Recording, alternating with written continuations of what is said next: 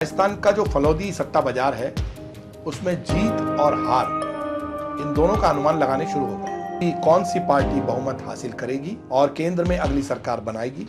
लेकिन फलौदी सट्टा बाजार का सटीक भविष्यवाणियों का इतिहास रहा है। नमस्कार दोस्तों, आपका स्वागत है। जैसे जैसे लोकसभा चुनाव के नतीजों की तारीख नजदीक आ रही है, राजस्थान का जो फलौदी सट्टा बाजार है उसमें जीत और हार इन दोनों का अनुमान लगाने शुरू हो गए हैं।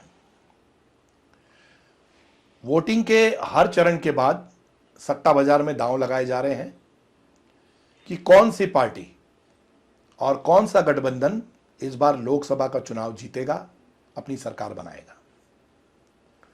अब सबकी निगाहें बीजेपी के एनडीए और इंडिया अलायंस की सीटों पर है। लोकसभा चुनाव में मतदान के 5 चरण पूरे हो चुके हैं। बाकी के बचे 2 चरणों का मतदान 25 मई और 1 जून को होगा। अब इस बात को लेकर अटकलें तेज हैं कि कौन सी पार्टी बहुमत हासिल करेगी और केंद्र में अगली सरकार बनाएगी। सबके अपने अपने दावे हैं, लेकिन फलौदी सट्टा बाजार का सटीक भविष्यवाणियों का इतिहास रहा है। फिर चाहे वो चुनाव हो, क्रिकेट मैच हो या फिर मौसम की भविष्यवाणी हो। तो आइए विस्तार से बात करते हैं लोकसभा सीटों के आकलन की। सट्टा बाजार भाजपा के दमदार प्रदर्शन की बात कर रहा है। सट्टा बाजार की भविष्यवाणी है कि बीजेपी इस बार लोकसभा चुनाव में 300 सीटें जीतेगी, जो सरकार बनाने के 272 सीट के मैजिक फिगर इस आंकड़े को आसानी से पार कर लेगी। एक मोटे अनुमान के मुताबिक लोकसभा चुनाव के 5वें चरण के बाद पूरे देश में बीजेपी के लिए 302 से 305 सीटों का आकलन किया जा रहा है। अभी वर्तमान में बीजेपी के पास 303 सीटें हैं, जबकि एनडीए की बात करें तो यह 350 से 355 सीट पर जीत का अनुमान है। इसके विपरीत कांग्रेस को सिर्फ 40 से 42 सीटों पर ही जीत मिलने की संभावना जताई जा रही है, ऐसा सट्टा बाजार का आकलन बता रहा है।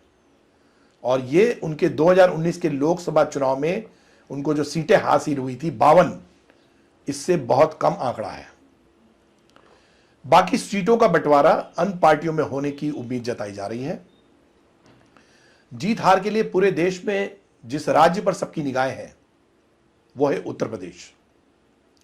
हालांकि यूपी में कम वोटिंग को लेकर तरह तरह के कयास लगाए जा रहे हैं, लेकिन सट्टा बाजार से संकेत मिलता है कि भाजपा का लक्ष्य यूपी की सभी 80 लोकसभा सीटों पर कब्जा करने का है, ऐसा उनका दावा भी है। और फलौदी बाजार का जो सट्टा है वो बीजेपी को यूपी में 80 में से 62 से 65 सीट, आप नोट कीजिए, 62 से 65 सीट पर जीत का अनुमान लगा रहा है। सट्टा बाजार की माने तो यूपी में एक बार फिर से समाजवादी और कांग्रेस के गठबंधन को 10 से 15 सीटें मिलने का अनुमान है। उन्होंने काफी बढ़ चढ़कर सीटें बताई हैं, लेकिन साल 2019 के लोकसभा चुनाव में भाजपा को यूपी में 80 में से 62 सीट मिली थी और कुल मिलाकर एनडीए को 335 से 340 सीटें जीतने का विश्वास है। तो अब तो ये सीटें बढ़ने की आशा जताई जा रही है। अंतिम चरणों में मतदान प्रतिशत में वृद्धि से भाजपा की सीटों की संख्या 30 से 35 सीट तक बढ़ सकती है। अभी ये जो 2 चरण बाकी हैं। आपको बता दें कि फलौदी सट्टा बाजार 500 साल पुराना आकलन है और ये पूरी दुनिया में मशहूर है। माना जाता है कि यहां जीत और हार का आकलन सटीक होता है। हालांकि फलौदी बाजार पिछले 7 दिनों से उनके आकलन को लेकर सट्टा बताए जाने पर विरोध में बंद है। मतलब उनका ये कहा जा रहा है कि ये जो है आकलन जो है सट्टा है, तो इसके विरोध में बाजार पिछले 7 दिन से बंद है। लेकिन ऑफलाइन सट्टा बाजार में मूक ट्रेडिंग ये जो चल रही है और अभी जो आकलन आ रहे हैं वो इसी आधार पर आ रहे हैं। इस आकलन से यह भी साफ हो जाता है कि बीजेपी को 400 सीट नहीं मिल रही, जैसा कि पार्टी के नेता दावा कर रहे हैं। और सब जगह कहा जा रहा है कि बीजेपी इस बार 400 पार, लेकिन सट्टा बाजार ऐसा नहीं कह रहा है। 400 पार के दावे की एक वजह राम मंदिर का निर्माण बताया जा रहा था। हालांकि फलौदी सट्टा बाजार ने बीजेपी को करीब 320 सीटें जीतने का अनुमान लगाया था जब लोकसभा चुनाव शुरू हुए थे। और सट्टा बाजार का चौथे चरण के मतदान के बाद यह अनुमान था कि राष्ट्रीय स्तर पर भाजपा को 325 से ज्यादा सीटें मिल सकती हैं, जबकि कांग्रेस 40 से कम सीट जीत सकती है। लेकिन पांचवें चरण की वोटिंग के बाद इसमें कुछ बदलाव हुआ है। जो आंकलन उन्होंने दिया है उसमें कुछ बदलाव हुआ है। अब बीजेपी 300 से 305 सीट पर आ गई है, वहीं कांग्रेस का आंकड़ा बढ़कर 40 से 45 सीटों तक पहुंच गया है।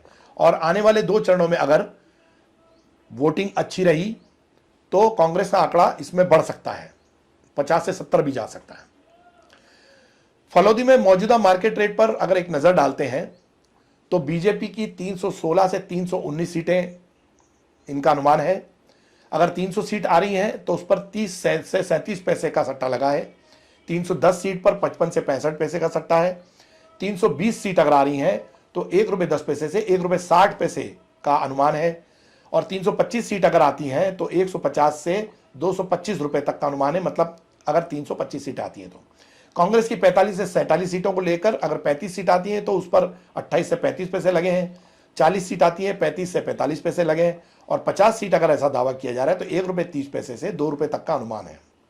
इसके अलावा कुछ राज्यों की सीटों पर भी आकलन सामने आया है। बात करते हैं मध्य प्रदेश की। मध्य प्रदेश में बीजेपी 27 सीट जीत सकती है, जबकि 2 सीट कांग्रेस के खाते में जाने का अनुमान है। तो यह बीजेपी के लिए एक धक्का हुआ, क्योंकि बीजेपी 29 सीटों पर दावेदारी जता रही है।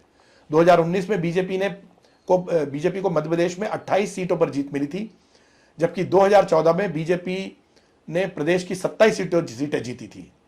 अब इस बार बीजेपी सभी 29 सीटों पर जीते का लक्ष्य बना के दावे कर रही है, लेकिन जो फलौदी सट्टा बाजार जो है सत्ताधारी दल को कुछ निराश कर सकते हैं। सट्टा बाजार यह भी बता रहा है कि मध्य प्रदेश की आधा दर्जन से ज्यादा सीटों पर बीजेपी और कांग्रेस के नेताओं में कांटे की टक्कर है। और इस अनुमान के अनुसार छिंदवाड़ा, जो जहां पर की नकुलनाथ है, उसके अलावा मुरैना, मंडला, ग्वालियर, झाबुआ और राजगढ़ लोकसभा सीट, राजगढ़ में दिग्विजय सिंह और रोडमन नागर हैं, तो इन पर जबरदस्त मुकाबला है सट्टा बाजार के मुताबिक। यहां बीजेपी या कांग्रेस में किसी का भी प्रत्याशी जीत सकता है, ऐसा अनुमान लगाया जा रहा है। सट्टा बाजार के मुताबिक एमपी में बीजेपी की 27 सीटों का भाव ₹1.28 है, ₹1 है, जबकि 28 सीटों का भाव ₹3 है। और सभी 29 सीटों का भाव ₹12 से ₹15 चल रहा है, कि अगर आप 29 सीटें जीतने का दावा कर रहे हैं तो ₹1200 से ₹15 प्रति सट्टे का भाव चल रहा है। इसी तरह राजस्थान में अगर एक नजर डालें तो बीजेपी को 25 में से 18 से 20 सीटें मिलने का अनुमान है, यह सट्टा बाजार कह रहा है। गुजरात में 24 से 25 सीटें मिलेंगी। दिल्ली में कुल 7 सीटों में से बीजेपी को 5 से 6 सीट जीतने का अनुमान है। पंजाब में 2 से 3 सीटों पर जीत की संभावना है बीजेपी की। इसके अलावा पश्चिम बंगाल में 15 से 19 सीटें, हिमाचल प्रदेश में 4 और छत्तीसगढ़ में 10 से 11 सीटें, इस पर बीजेपी की जीत की संभावना जताई जा रही है। उड़ीसा में अगर नजर डालें तो 21 सीटों में से बीजेपी को 11 से 12 सीट मिल सकती है, क्योंकि वहां बीजू जनता दल भी है। और उसके पिछले 8 सीट के रिकॉर्ड से ये ज्यादा सीटें हैं। पिछली बार बीजेपी को यहां 8 सीटें मिली थी। हरियाणा में 10 में से 8 सीटें बीजेपी को मिलने की संभावना है। तेलंगाना में 17 में से 5 से 6 सीटें मिलेंगी बीजेपी को। उत्तराखंड में 5 सीटें, झारखंड में 14 में से 10 से 11 सीटों का अनुमान है। और तमिलनाडु में इस बार 5 सीटें मिलने का आकलन है, ऐसा सट्टा बाजार कह रहा है। और जो बीजेपी के लिए अच्छी खबर है कि बीजेपी में तमिलनाडु की सीटें बढ़ती नजर आती हैं उनको। इस बीच कुछ दिग्गज नेताओं के भाव भी सामने आए हैं, जिनमें जम्मू कश्मीर के उमर अब्दुल्ला की जीत का भाव 55 से 60 पैसे बताया जा रहा है। जो केंद्रीय रक्षा मंत्री राजनाथ सिंह है, जहां वो जो है उनकी जीत का भाव 35 से 40 पैसे बताया जा रहा है। रायबरेली सीट पर राहुल गांधी चुनाव लड़ रहे हैं और यहां का उनका भाव 25 से 30 पैसे बताया जा रहा है।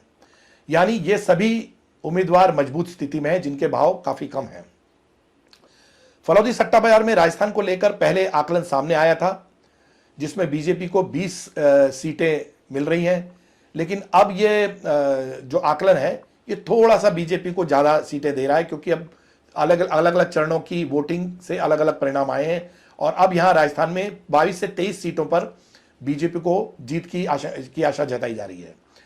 दिल्ली की बात हमने कर दी है, वहां पर भी बीजेपी का वर्चस्व दिख रहा है। यूपी के अमेठी लोकसभा सीट पर स्मृति ईरानी चुनाव लड़ रही हैं। उनके खिलाफ केएल शर्मा जो कांग्रेस के उम्मीदवार हैं। और फलौदी बाजार में स्मृति ईरानी का भाव 40 पैसे है, जो उम्मीदवार की जीत का भाव है वो 40 पैसे है। कांग्रेस प्रत्याशी केएल शर्मा का भाव जो है 1 रुपये 50 पैसे है। मतलब स्मृति ईरानी यहाँ मजबूत पोजीशन में है और काफ़ी आगे देखी जा रही हैं। राजस्थान की जोधपुर सीट पर गजेंद्र सिंह शेखावत का भाव 35 से 40 पैसे चल रहा है, जबकि करण सिंह उचियारड़ा का भाव 1 रुपये 25 पैसे से 1 रुपये 50 पैसे तक पहुंच गया है। यानी कि गजेंद्र सिंह शेखावत फलौदी सट्टा बाजार में आगे चल रहे हैं। तो सट्टा बाजार का जो आकलन है ये अलग अलग चरणों में अलग अलग तरीके से सामने आएगा, लेकिन हम आपको ये बता दें कि इस खबर का मकसद केवल सट्टा बाजार में चल रहे रुझानों को दिखाना है, क्योंकि वहां का आकलन सभी स्तर पर होता है। तो ये सिर्फ हम इसको इनका रुझान दिखाना चाह रहे हैं आपको, और हम इन दावों का बिल्कुल समर्थन नहीं करते, क्योंकि नतीजे इनसे अलग भी हो सकते हैं। जैसे राजनीतिक कयास लगते हैं, राजनीतिक विश्लेषण होता है, ऐसे ही सट्टा बाजार का कयास लगता है। सबसे बड़ी बात यह है कि सट्टा खेलना कानून अपराध भी है, तो हम इसको बढ़ावा देना नहीं चाहते।